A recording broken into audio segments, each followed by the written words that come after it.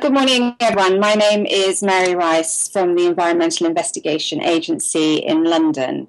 We are a very small campaigning organisation, and we investigate, document and expose environmental crime and illegal trade in natural resources. So things like timber, ivory trade, tiger parts and products, rhino horn.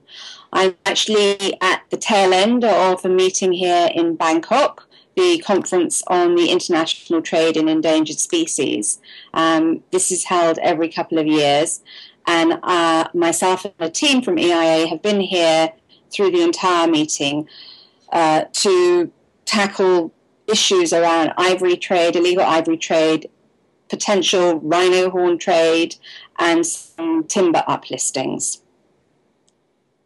Mary, what is the current reason for the crisis in the ivory trade and the poaching that we are seeing?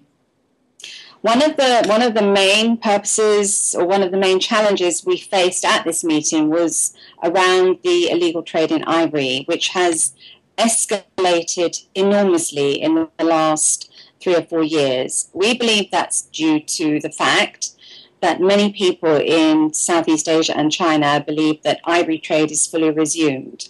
In 2008, CITES sanctioned a sale of ivory stockpiles from 4 southern African countries, and this ivory was sold to China and to Japan.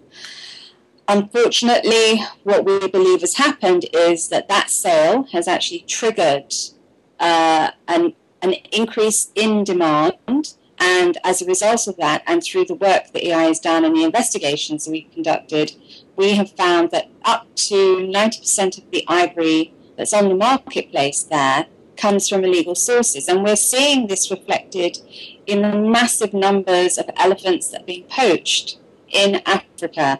I think this is one of the first meetings I've been to where so many countries, so many African range states actually stood up and said that they were having a major problem and that there was a crisis. Everybody has acknowledged that there is a crisis and that something needs to be done to tackle the crisis.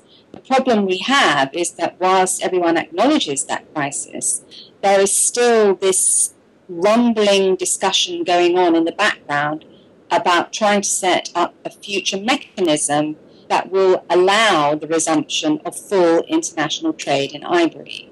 And I think this is a very dangerous experiment, if you like, because nobody has any idea what the markets are. We know, for example, that China has said that they need 200 tons a year to satisfy the demand in Asia. 200 tons, if you about it in terms of elephants, you're looking at a minimum number of 20,000 elephants a year. That's just to satisfy the current demand. But that demand is growing. So the reality is that ivory trade is never going to be sustainable. There are not enough elephants on the planet to fuel the supply. So it's impossible for enforcement people. It's impossible for consumers, it's impossible for the industry when you have so many mixed messages. So the only realistic and sensible approach is just to say that all ivory trade is banned. All ivory is illegal. You know, one piece is not legal, this piece is legal. This is the situation we have at the moment. And obviously, the key around the ivory issue is that the countries that are now trying to promote rhino horn trade are using the ivory as a model. For the elephants, what was that at the end of the day after the CITES meeting? What was decided for the elephant trade, for the poaching, or against the poaching, the illegal trade? So at the end of the day on elephants, there is an action plan that has been introduced, which has identified 8 different countries who have to report back to the Standing Committee next year on what measures they have taken to address the illegal trade in their country and to also inform the CITES community what steps they are taking to reduce demand. And there's a lot of talk at the moment about demand reduction.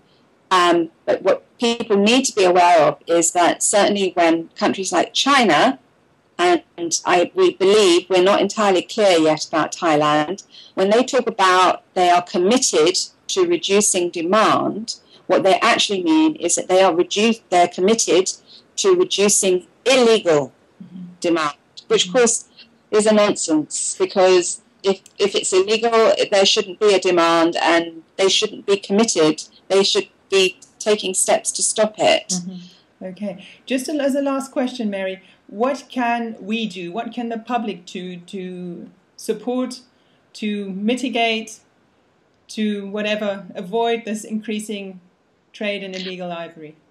Well, I think one thing that the public can do is to make sure that they tell their governments, their MPs, their local, I don't know how it works there, but is to let your local MP know what your position is, to ask questions, and also to use social media. There are lots of really good websites out there, and tweets and Twitters and Facebooks, and I think social media has a really important role to play here, because it seems to be the most sort of favoured way of communicating at the moment. I know that there were lots and lots of tweets and Facebook postings from the CITES meeting, and many of the governments are using it themselves. And I think the other key is for people to be absolutely clear. One of the things that people talk about here was that the bans don't work. Well, that's not true. The ivory ban worked. The ivory ban worked for 10 years when it was in place and it had not been sabotaged. As soon as they had their first one-off sale and their second one-off sale, the ban was no longer in place. So although, you know, in name, people say the ban is in place, it's really not. And I think people have to remember that, because every time somebody says, oh no, well, bans don't work, people need to say, well, actually, yes, they do work. You know, right. And they work in India. India has less of an illegal ivory trade problem than anywhere else. You know. Well, thank you very much, Mary, for your time. You're still in Bangkok. You're on your way back to the UK tomorrow, I believe. Have a good flight back. And I will. Thank you again. Thank you. And keep your work up. Thank you, and thank you for listening to me. And I hope one day to get the opportunity to meet some of you people in person. I hope so too. I hope you have a great day. Thank you.